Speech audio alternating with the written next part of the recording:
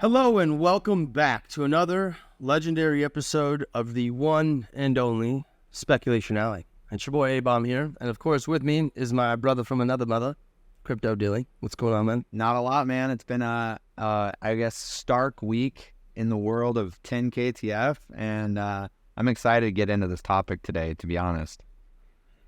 Yes, I want to just give a little insight before we do. Like, nothing we know is for certain. This is speculation, and we're not trying to, get anyone going. Just here to have a conversation. So let's jump straight into it, man. So today we're getting into a topic about, was New Tokyo Electric Company actually portrayed as Yuga this whole time? And to be able to actually tell that story within 10K TF, it all begins whenever Yuga Labs actually acquired 10K TF. And that happened on November 14th of 2022. So right after Yuga Labs acquired 10K TF, we don't see a lot happen as far as the storyline until January 12th. We actually see the first reference to the New Tokyo Electric Company. And that's whenever they started to, push the rejuvenation project. So you can see right here, this zone has been designated for restoration as part of the New Tokyo Rejuvenation Initiative. We're bringing the light back to New Tokyo. What's interesting about this sign is right below, though, it says, please vacate the premises before you begin removal of all debris, including any temporary structures, makeshift shelters, and unclaimed personal effects.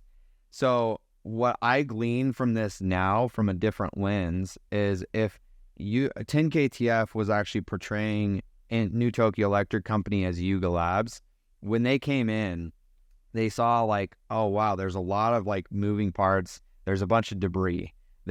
So we need to, actually refine this and simplify it. So all the debris is all the extra collections, all the different pieces, and then you have the makeshift shelters and unclaimed personal effects. Well, there's also at this time, 10K TF was creating different wallets that they would use to actually tell the story, which held different items that then they would actually end up doing something with later down the road. The next thing that we see is on January 19th, obviously they do their promo video, and then it starts to really show them doing some construction. So that in my eyes is them restructuring the organization, adding some different things to maybe make it more efficient within the organization. So the 10K TF team, in my opinion, is actually alluding that they're, making some changes here, and that Yuga is the one that's coming in to make those changes. But what's fascinating is this tweet where it says, Boss Toad says, this stinks like the grave. Who are these mugs with fancy suits mucking up the place? And then Wind Moon replies and says, this city's been a mess for a while. Maybe it's good someone's finally doing something about it. What this kind of implies from this lens is that they feel separate. They went through this acquisition, and one of our friends, Jesse Bryan, talks about how 80% of acquisitions fail, and a lot of it has to do with culture. So if you come in with the Yuga culture, which is get done from a corporate perspective, and then you have the Wind Moon and Boss Toads pushing a different narrative. You even have Reese in the background, which is interesting on that picture, right? So there's a couple different moments within that to show that 10K TF still feels separate from Yuga as a whole. Would you agree with that sentiment? Yeah, I mean, again, at the very least, if we're trying to look at it through this lens, and if NTEC is in this metaphor, Yuga, and the way that they are clearly they're on different ends of the fence. They're Boss Toads and Wind Moon are on this side of the fence, and NTEC's on the other side of the fence. It does at the very least show a separation and identifies that very clearly. So the next thing that we see New Tokyo Electric Company do is, like I said earlier, they wanted to get rid of all the debris and all the personal effects that were just out there. And so to do that, they very cleverly actually used these wallets that were being held with Boss Toads and all these different bosses to actually have NTEC go back and steal those items back to then, send them back out to the actual community and repurpose them. And they did that by utilizing the New Tokyo local media to be able to reward those people. And so it gives, the corporate, aspect of it, it shines a nice light on them as they're trying to help the community to, move into this new, world, if you will. Moving on from there, we see that, Yuga's made some progress on the restructuring and reconstruction of the overall project on the underpass. And then we also get to where they are actually helping to ship out the physical items for 10KTF. So you have the comfy hoodies, you have the Kagamis, all these different things. But, New Tokyo Electric Company, Yuga, in this perspective, is coming in to actually help to facilitate that, to make sure that things get shipped out in the right way. But what's fascinating is that as a community member, we know that a lot of like the items, there were some issues with, obviously having them shipped out, not like on the right timelines. There's, power cables that were shipped that weren't supposed to be there. So kind of like a disorganized aspect of that. That could be, them actually implying that, there's some disorganization within there, but it also could just be that they had some internal stuff that they were working through as well. So who really knows on that part?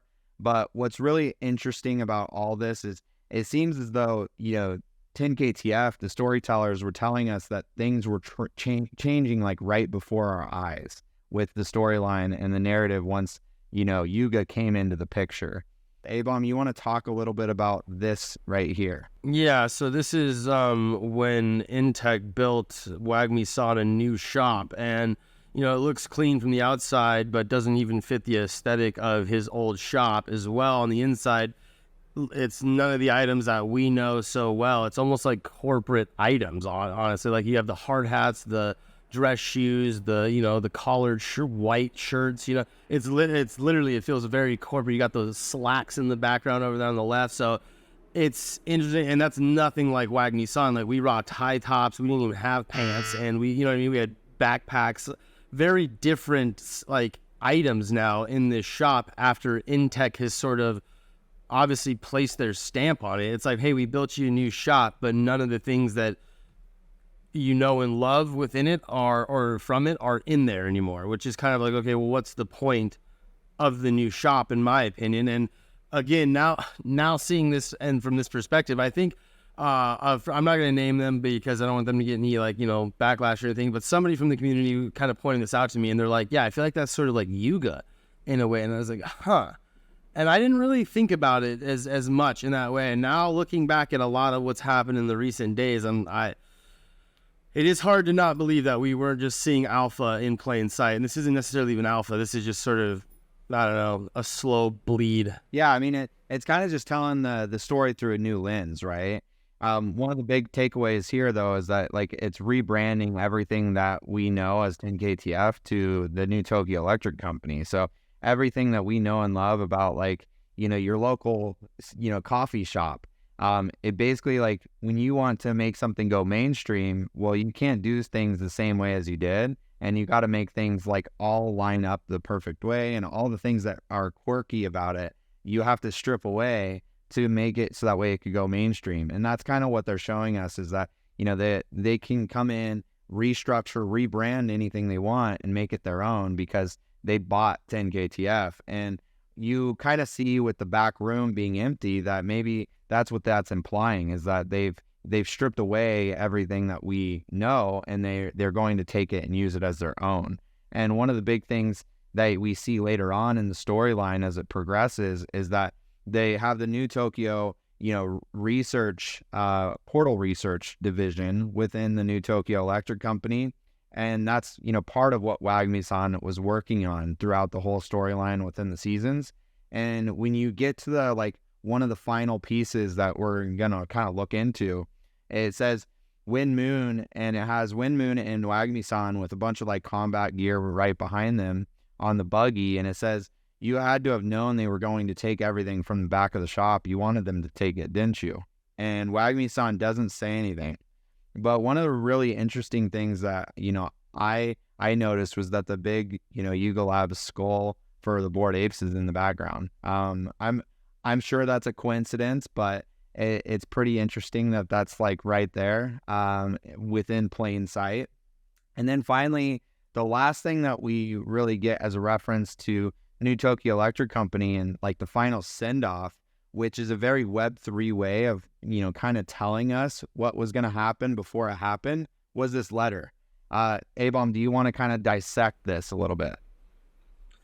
Yeah, and the thing that I want to say is like, and what we mean by happened before it happened is not necessarily that like the whole termination of the team, but like knowing that they had to minimize the ecosystem that they had built out thus far had to happen for them to be able to move forward in the other side. So, I mean, right off the bat, it says, "Dear shopkeepers, on this second anniversary of opening up my shop, a lot has changed." Right off the bat, right there, like I feel like that's the very first sentence that he chose to say, or that the messenger chose to give us, I would say, and it's kind of interesting, just right there. A lot has changed. Like it's like saying where we started and where we are now, we're not in the same place. So, meaning maybe things do have to change about us, right? Like we need to adapt in a way, and then it continues on. I'll let you take the next part, Dilly, and you get into that next piece, and I'll jump on with my opinion. Yeah, so it says, I craft many kinds of items and have gone through tough challenges with you and the Grailed, but it has perhaps become too complex, especially for those who are just joining us now, 2 years into this journey. So in this, I kind of glean from that they're acknowledging that the project is complicated and they have to obviously simplify it in order for it to grow and for it to actually become more mainstream. And that's ultimately the goal with this project. Things that are small and really cool and like hip and, niche-y, they're fun for the people that are like hardcore fans, but it's not really a way for you to actually build a business. And so when even like going into the next, paragraph here, it's like talking about the G tags are a simplification and the way for the Grail to move forward into New Tokyo. They harness the spirit, memories, and emotions from the first days of our shop and will catapult us into the future together. And so without me giving my opinion first, I mean, what do you take from those two paragraphs right there? I mean, it's, first of all, point one, a lot has changed. Secondly, it's like, it's too complex now for the journey that we're on. We need to minimize the complexity. And then it says the G tags are the inspiration, if you will. And so I take that as like the implementation, almost like not even inspiration, but implementation and inspiration of a way to move forward and minimize these items. Because if the spirit and memories of everything that we've ever accumulated or, utilized within this ecosystem are supposed to sort of be put into this G tag now, like, I mean, what are we going to do with those other items? Well, and I think that's what's so interesting about this. This, in my opinion, is the most matter-of-fact alpha in plain sight out of anything that's within this, whole storyline. It's literally like a final letter. It's like the G tags are a simplification. And so what that means... Oh, simplification. Yeah, I'm like, I thought it was inspiration. This is so far from me, and it's tiny on your screen. I'm like, it looks like inspiration. But what that means to me is that, like, basically they're going to fold everything that we know and love that has basically told this story within the last 2 years into this item, and that's why it's up in the top left corner. And so, like, the bells that you are earning for tools, Kagami, all these different dynamics, well, they're going to fold those things into this one item to make it extremely simple, and that will become the PFP that helps us to transition into the new world. And that's where we get into this final, paragraph where it says, we will be fine as long as the portal does not fall into the wrong hands. I think the New Tokyo Electric Company has it secured, but we should make sure. We wouldn't want anything unexpected to happen.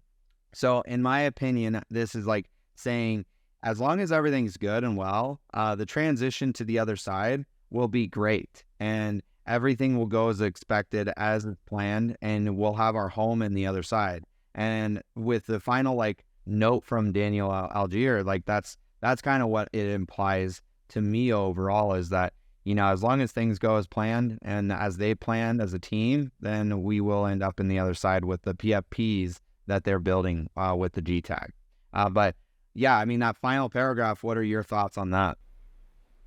See, I'm on a little bit of a different wavelength here because like the paragraph before that talks about like the spirit and the memories, right? The like everything that we've gone through, and that being like our future, putting that all of that and into this thing and having faith that we'll be able to move through that. Like to me, I think of like physics where it's like, all right, to get through a black hole, you'd have to download your consciousness into like a machine, and then because it could withstand, you know, the physical elements that our bodies just could not, and then you'd end up on the other side, have like a little like, you know, whatever baby you can upload your consciousness into. Now you're a little baby, whatever. But like that's what I'm saying is like that's a lot of faith, and I think that's what this is saying to me is like as long as like the spirit, the ethos, and the memories of everything that we've shared are able to move through this transition point with little to no resistance, everything should be okay.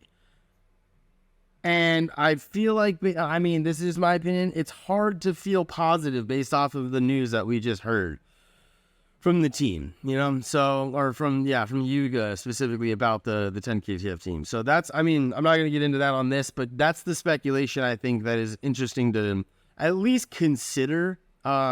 We do know that the team is phenomenal storytellers, and, you know, they were definitely telling a great story in season 1. Season 2, I felt like, you know, they had to kind of juggle things that weren't necessarily planned as much where, you know, and they had to pivot and they had to kind of deal with what Yuga wanted more than what they were actually envisioning personally. But I don't know. No one knows. And I think there's a couple perspectives here too, though. Like, obviously we're speculating on what this story means and what it could be. It's obviously from a different lens, obviously, now that things have transpired the way that they have, and we're seeing the layoffs within the 10KTF team. But they're also saying that, you know, Wagmi-san now has a permanent home in the other side. And so in order to scale to a new height, like, you obviously have to trim the fat and make it to where it's something that you can actually, you know, make bigger. And part of that is going to be obviously eliminating all these extra pieces to make it simplified, which is exactly what Yuga is doing. They're doing their job. They're doing exactly what they need to do to make this project actually be successful. And their focus is really being pushed to the other side. And by Wagmi-san being in the other side, having a permanent home, that in my mind means that he'll be the focal point of the Agora. So that IP will live on. However, the storytelling mechanics and 10KTF as we know it as a community, that will change a bit. But our PFPs and everything that we've built and the friendships, they'll always be with us along the way. And it's not something that we'll ever, you know, have to ignore. And with growth, changes have to happen. And, you know, they're going to continue this story, but it's going to be a different story that they're telling, and a lot of the focus will be shifted. So I'm looking forward to the changes, looking at the future. It's unfortunate that there was a lot of different layoffs and, you know, the changes within the team itself that we love and, you know, we care about. But there are some positives to look forward to with the overall, you know, narrative behind what's going on here too. Yeah.